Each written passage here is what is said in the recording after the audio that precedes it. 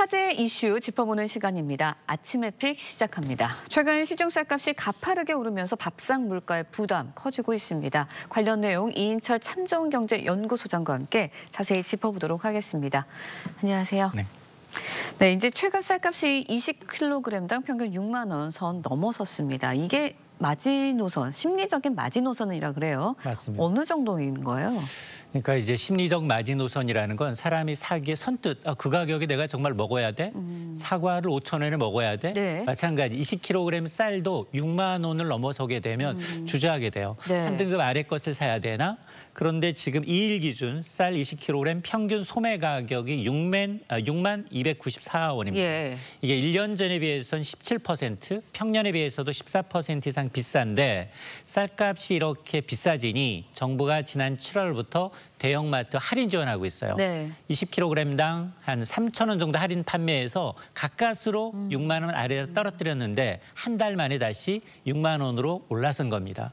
실제로 통계청의 이제 통계에도 쌀값 상승세는 두드러진데요. 8월 중 쌀값은 1년 전에 비해서 두 자릿수 이상 11% 이상 오르면서 농축수산물 전체 물가 상승을 견인하고 있는데 자 이런 쌀값 상승에 대해서 정부는 뭐라고 설명을 하고 있느냐. 네. 당연히 지금 뭐 소비자 입장에서 쌀은 맨날 공급 강이라고 하더니 그렇죠. 정부가 보관 비용도 많이 든다는데 왜 소매 가격이 오르는 거냐라는 이제 질문에 대해서 지금 햅쌀 출하를 앞두고 재고가 부족한 산지 유통업체들이 원료 이 벼를 확보하기 위해서 경쟁한 결과다라고 이제 해명을 하고 있는데 네. 소비자들은 납득하기가 좀 어렵습니다. 네, 그런가 하면 이제 최근 이제 공깃밥 가격, 식당에서 우리 공깃밥 많이 시켜 먹잖아요. 맞아요. 그런데 그것도 1,000원이었던 걸로 기억을 하는데 1,000원인 식당 찾아보기 어렵다고 해요? 맞습니다. 인심이 후한 사장님은 네. 추가 공깃밥은 무료라는 그렇죠. 시대도 있었거든요. 그렇죠. 그런데 공깃밥 1,000원 시대가 사실상 사라지고 있습니다. 서울 시내 식당들을 좀 살펴보게 되면 대부분이 지금 공깃밥의 경우 2,000원 이상이에요. 그리고 일부 주점에서는 3,000원까지 받는 경우가 있고요. 만에 하나 배달 앱을 좀 검색을 해보더라도 네. 배달업도 지금 1,000원짜리 공깃밥을 찾기가 쉽지 않은 상황입니다. 아니 당연히 쌀 가격이 올랐는데 네. 사장 입장에서는 가게 하는 식당 입장에서는 더 이상 가격을 올리지 않을 수밖에 없다라고 이제 하소연을 하고 있는데요. 소비자 입장에서는 공깃밥 추가하기가 좀 부담스러운 시대가 되고 있습니다. 네, 그렇다면 이제 시민들 입장에서는 정부가 쌀 비축량을 좀 풀면 되는 거 아니냐 이렇게 생각을 하고 있거든요. 정부에서는 대여 방식을 근데 쓴다고 해요. 맞습니다. 이건 어떤 건가요? 정부가 네.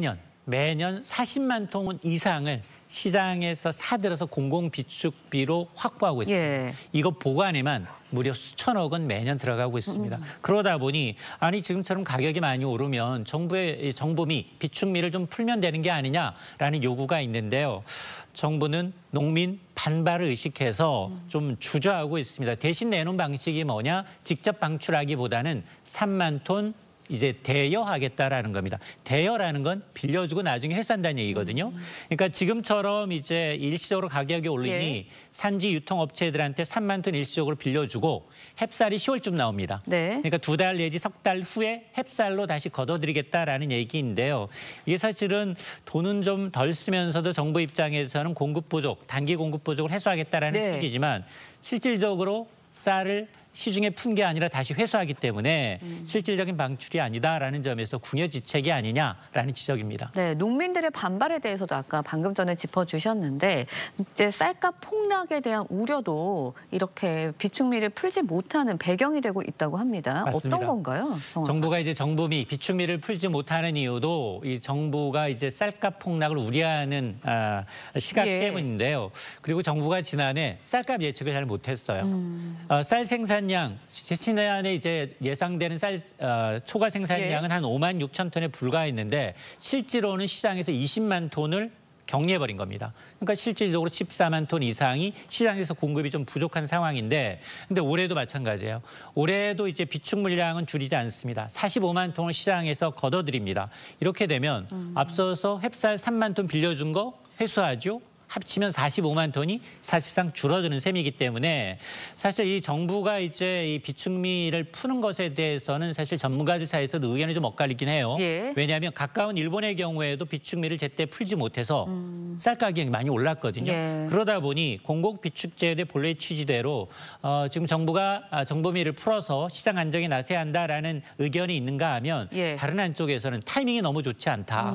지금 추수를 앞둔 시기에서 공급량을 늘리게 되면 오히려 쌀 공급 과잉으로 예. 가격이 떨어질 수 있다라는 점 때문에 정부가 아마 후자에 더 무게를 두고는 것 같습니다. 네, 일단은 뭐 예측이 좀 잘못됐다는 부분에 대해서 좀 아쉬운 점이 있는데 정부가 일단은 대여 방식으로 양곡 3만 톤 풀겠다라는 입장입니다. 소비자들이 좀 체감할 수 있을까요? 그렇게 가격이 내려갈까요? 문제는 예. 지금 추석이 네.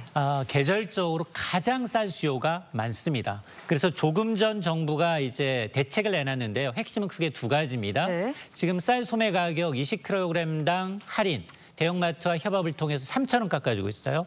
이걸 오는 11일부터 5,000원까지 할인폭을 더 키우겠다라는 거고요. 또 하나, 예. 가공용 쌀 5만 톤을 추가로 방출하겠다라는 겁니다.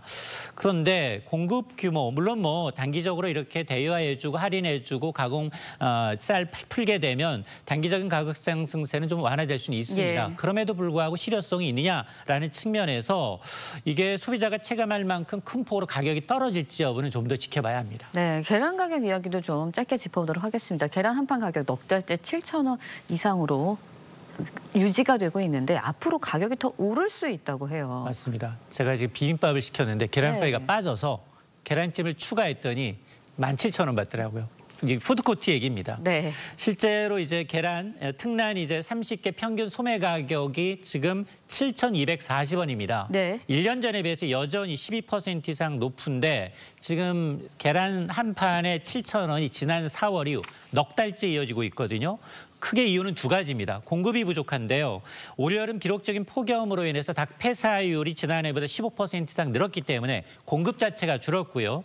또 하나 이번 달부터는 닭 한 마리당 사육 면적이 1.5배 더 늘어납니다. 네. 이거는 이제 닭 사육 환경 개선을 위한 이제 개정된 축산법 때문에 그런데 정부 역시 이 제도가 도입이 되면서 생산량이 줄고 최대 계란 가격은 24%가량 오를 수 있다라고 예. 예상을 하고 있기 때문에 당분간 비빔밥에서 계란 빠지는 일이 있지 않을까. 단기간에 계란값 안정하기는 좀 어려워 보입니다. 네, 뭐 빵이나 과자에도 계란이 주 원료이기 때문에 식품 가격 더 오르는 거 아닌가라는 우려가 좀 나오고 있는 것 같습니다. 이인철 참정원경제연구소장님과 함께 이야기 나눠봤습니다. 오늘 말씀 여기까지 듣겠습니다. 고맙습니다.